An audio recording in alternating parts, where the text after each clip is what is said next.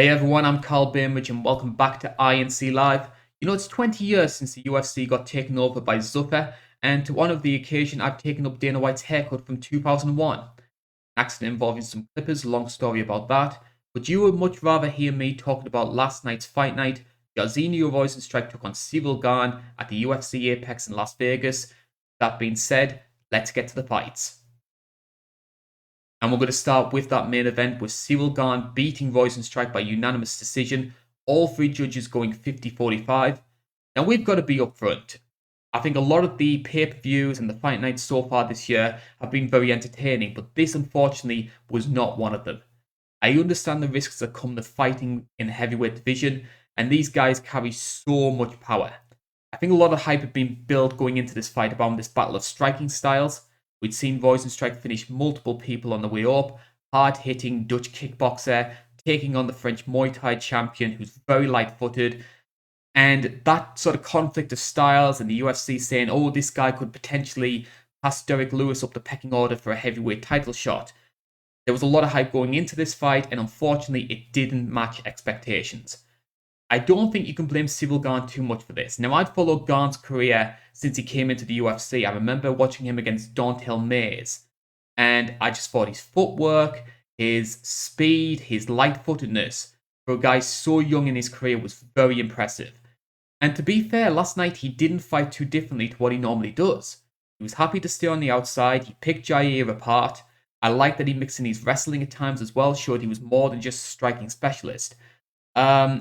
Obviously, if you were somebody who saw Gane for the first time and were wondering what the fuss was about, that wasn't the sort of performance you needed to have. But I personally can't fault it, and I think the guy has a lot of upside, especially if you can maybe build up his power a bit more so he could handle a sort of top echelons of the Stipes, the Derricks, the Francis Ngannous of the world. The one thing that stood out for me in terms of this performance, which I only noticed for the first time, was his striking defense. There were times when Rozenstruik tried countering him coming in, yet he was able to get in and out without taking too much damage. Now, I wouldn't go as far as to call him like a Floyd Mayweather, but it is very Floyd-like in how he's almost sort of this anti-fighter. He relies on people getting frustrated, trying to card in, trying to overstretch themselves, and taking advantage of it. If there is a downside to Ciryl Gane, I think it's his willingness to play it safe a bit too much. When he realizes that the job's done and that he's going to get that 30-27 decision, like we saw last night and like we saw against Hanabosa, he can take his foot off the pedal a little bit. Now, as a fighter, I get it. When you know you've got the win, you don't want to take any chances. But the powers that be, Dana White, Mick Maynard, Sean Shelby, they build a lot of their media around the flashy knockouts, the highlight reel moments. I mean, it's a reason that Dana loves Derek Lewis so much, because he gives the UFC those sort of moments. And if Ciryl isn't doing that, his road to the title is going to be a lot slower than it should be otherwise. I don't personally agree with that, but I know how the UFC and I know how Dana White works. And I think Dana was quite vocal about that in the press conference, and good on Ciryl Gane of noting that and just being honest and just saying, hey, I got the job done, I got that win, and he's going to be in the top 5, and deservedly so. I was disappointed with Rozenstruik though. I get the game plan of trying to counter Gane coming in. We saw how much success Derek Lewis had with that when he fought Curtis Blades. But once that wasn't working, he should have tried changing it up, and he never did. For me, his best moments in that fight were when he was going forward and he was trying to take the fight to Gane. In my opinion, that's the best way to fight a Muay Thai fighter, is you've got to disrupt them. Because Muay Thai fighters like staying very light on their feet. They like staying in the same position. And if you're not doing that to a Muay Thai fighter, they're just going to tee off on you. Now, there was a chance that the winner of this fight could jump Derek Lewis in the standings, but it's pretty clear for me that Gane versus Derek is going to be next in line for the next title shot post John Jones. So it's going to go Ngannou, Jones, and then the winner of Gane versus Derek Lewis. In terms of Rozenstruik, it depends on how much the UFC blame Jair for this fight. If they don't blame him, then he's going to be getting Alexander Volkov, who I think could get a really good fight out of him. But if they do blame him, he's going to face Curtis Blades. And I don't see that fight going well for Jair at all. Now, normally a good main event can distract you from an underwhelming fight card, but unfortunately, this undercard proved just as disappointing.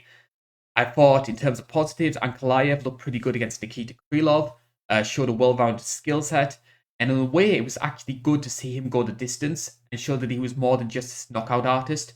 Because you see a lot of guys who can get these like first round knockouts and first round submissions, but once they get taken into those later rounds, they can't cut it. Ankalaev showed that he can. He's going to be into the top 10, and I have very high expectations for him. I think he's got a well-rounded skill set. Light heavyweight's in a bit of a strange position for me. I like how open the division is, and how realistically anyone in that top 10 could beat one another. But I don't think that the talent level in the division is all that high. I mean, I don't have any ill will against Nikita Krylov, but there wasn't anything about him that made me think he was the 8th best light heavyweight in the world. I mean, personally, if you look at Krylov and then compare him to some of the guys in the Bellator Grand Prix, I think a good portion of those guys could beat Krylov. Now, that's no disrespect against him. I do have a soft spot for Nikita, and I think that he's a serviceable guy that's going to test to see whether someone's worthy of being in the elites, as it were. Ankalaev, though, I think he was a good litmus test for Ankalaev. And for me, he's fighting the level of guy he should have done a long time ago. I wonder how losing against Paul Craig in the way that he did, and all the stuff with Kutalaba with trying to get that fight booked, it sort of disrupted his momentum. He should have been fighting a guy like Krylov, say, at least 12 months ago. And unfortunately, that hasn't been happening. Rivera versus Munoz I thought was good fun. Now, I picked Jimmy to win this fight when it was booked on the 258 card on the preview show. But good work from Munoz to utilize those calf kicks. That's sort of becoming an OP weapon in the sport, which it depends on how you feel about it. I'm not saying that we should ban calf kicks, but a lot of people are utilizing them, and basically it's whoever utilizes those kicks first is ending up winning those fights. Your mileage may vary on how much you enjoy that side of the sport. De La Rosa versus Bueno, it wasn't a very technical fight, but I loved the heart that both girls showed, especially Montana, when you looked at the way that her eye and her nose was by the end of that fight. It sort of reminded me a little bit of sort of like a Strikeforce bantamweight fight, sort of around 2011, 2012. Not the most technical, but I did love the grit that both girls showed, even if I do feel it was pushed too high up the card based on the talent level of both fighters. I thought Moises and Hernandez had some good moments in it. It is a shame, though, to see Hernandez where he is, considering the hype and the bravado that he had going into that Donald Cerrone fight. I mean, that was like the co-main of the first ESPN card. A lot of people expecting him to just blow through Cowboy. He's just never been the same fighter since. I don't know if it's a psychological issue, whether he was just being pushed a bit too quickly for his own good. It was disappointing, but Moises, I think he looked very good, and I think he's on a 2-fight winning streak now, so all credit to him. I also want to give a shout out to Alexis Davis. Now, not many people gave her a chance when she fought Marzo, but it was a wily veteran performance, easy 30-26. I always have a soft spot for the sort of OG female fighters, so great job done from her regard, and considering the state of bantamweight right now, if she stays in that weight class, she seems happy to be going back up to bantamweight. She could still be one of those girls who just sticks around the top 10 and just trips people up, sort of like a Roxanne Modafferi type. All in all, though, this wasn't a card that I recommend people watching on repeat. Yes, there were little moments and little tweaks, and if you're going to do your research for future fight cards, hey, go ahead and watch them. But if you want out-and-out entertainment, I think there's better selections on Fight Pass. I hope, though, this week's fight card is the calm before the storm. UFC 259 is just a week's time. Now, me and John Martian will be recording the preview show just a few hours from now, and I hope you can join us once it's uploaded onto YouTube. I hope you can post your comments on this video. Please subscribe, pass it over to your friends and family. Any sort of feedback that you can give us in terms of the production of the show would be greatly appreciated. Please don't criticize my hair, though. I know how bad it is. This is the INC, and thank you for watching.